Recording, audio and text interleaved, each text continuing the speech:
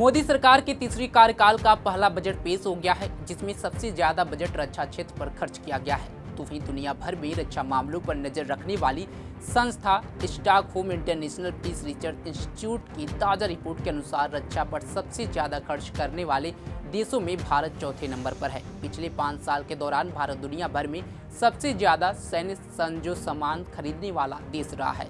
तो आइए जानते हैं हमारा प्रतिद्वंदी चीन के रक्षा बजट के आगे भारत का रक्षा बजट कहां टिकता है। नमस्कार, आप देख रहे हैं punjabkesari.com में सत्येंद्र शर्मा। मंगलवार को पेश किए गए भारत के आम बजट से भी पता चलता है कि सरकार रक्षा क्षेत्र को बहुत तवज्जो दे रही है।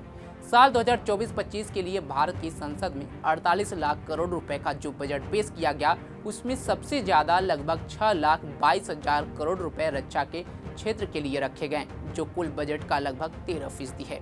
कई विश्लेषकों का कहना है कि पिछले साल की तरह वित्त वर्ष 24-25 का रक्षा बजट भी चीन और पाकिस्तान को नजर में रखते हुए बनाया गया है।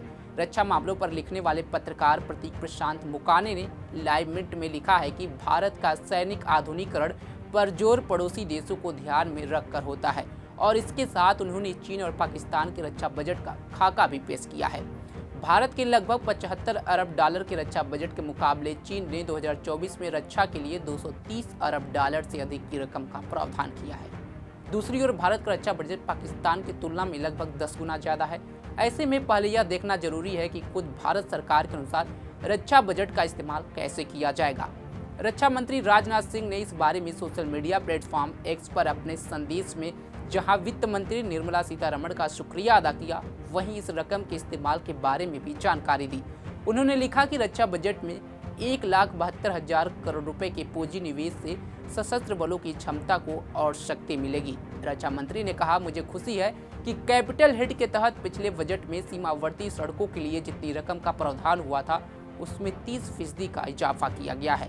बीआरओ के लिए 6500 करोड़ रुपए का प्रावधान करने से हमारी सीमावर्ती इंफ्रास्ट्रक्चर बेहतर होगी। सरकारी सूचना एजेंसी पीआईबी के अनुसार भारत की प्राथमिकता रक्षा बलों का आधुनिकीकरण है, और इसके लिए कैपिटल हिट के तहत बजट में दी गई राशि वित्त वर्ष 2022-23 के वास्तविक खर्च से 20.33% ज्यादा है। सरकार के अनुसार चालू वित्त वर्ष के लिए निर्धारित अतिरिक्त फंड का मकसद वर्तमान और बाद के वित्तीय वर्षों में बड़ी खरीदारी के लिए अंतर को पाटना है। इसका मकसद सशस्त्र बलों के लिए आधुनिक टेक्नोलॉजी, घातक हथियार, युद्धक विमान, समुद्री जहाज, पनडुब्बियां, प्लेटफॉर्म्स, बिना पायलट के विमान, ड्रोन्स और विशेष महारत वाली गाड़ियां उपलब्ध कराना है और तैयार करना है। हालांकि भारत में यह आम राय है कि देश के रक्षा बजट में इजाफा पाकिस्तान और चीन को ध्यान में रखते हुए किया गया है, ताकि सैन्य आधुनिकीकरण को बढ़ावा दिया जा सके। लेकिन एक विश्लेषक का मानना है कि अब भी भारत का रक्षा बजट काफी नहीं। वहीं एक मीडिया एजेंसी से बातचीत करते हुए रक्षा मामलों के विशेषज्ञ राहुल वेदी ने बताया कि उन्होंने पुराने हथियारों के विकल्प की तलाश समेत दूसरी ऐसी वजहों की तरफ इशारा किया जो उनकी राय में बजट में हाल की इजाफा में संभव नहीं।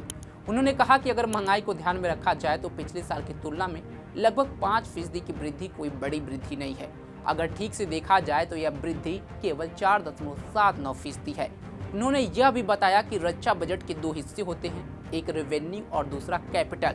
रेवेन्यू वाले हिस्से में खाने पीने पर खर्च, आने जाने पर खर्च और सेना का वेतन आदि शामिल होता है, जिसमें बजट का लगभग 2/3 हिस्सा जा रहा है।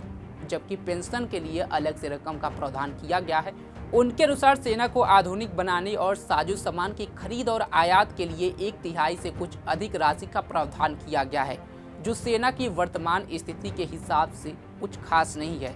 राहुल वेदी का कहना है कि भारत का 60% फौजी साजो सामान अभी तक सोवियत रूस के जमाने का है, जिन्हें हम लेगेसी इक्विपमेंट कहते हैं, और उन पर बहुत ज़्यादा खर्च आता है।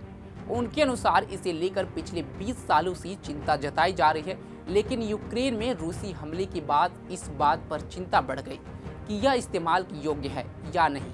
यूक्रेन के साथ जंग में रूसी हथियार बहुत कारगर साबित नहीं हुए हैं, लेकिन फिर भी अगर भारत की रक्षा बजट की बात की जाए तो बीते कई सालों से इस बार का बजट रक्षा बजट में सबसे ज़्यादा है। वहीं चीन के मुकाबले अभी भी भारत का रक्षा बजट कहीं न कहीं कम है, लेकिन जिस तरह से भारत हर साल अपने रक्षा बजट में इजाफा कर रहा है, आने वाले समय में भारत की रक्षा प्रणाली बेहतर होने की काफ़ी उम्मीद है। और वहीं भारत अपने सीमा सुरक्षा बल के ध्यान में रखते हुए लगातार अपने बजट में इजाफा कर रहा है और सैनिकों का भी खासा ध्यान रखा रहा है। इस खबर पर आपकी क्या राय है, कमेंट बॉक्स में जरूर बताएं। तमाम खबरों के लिए जुड़े रहे हमारे साथ और देखते रहे पंजाबकेसरी.com। धन्यवाद।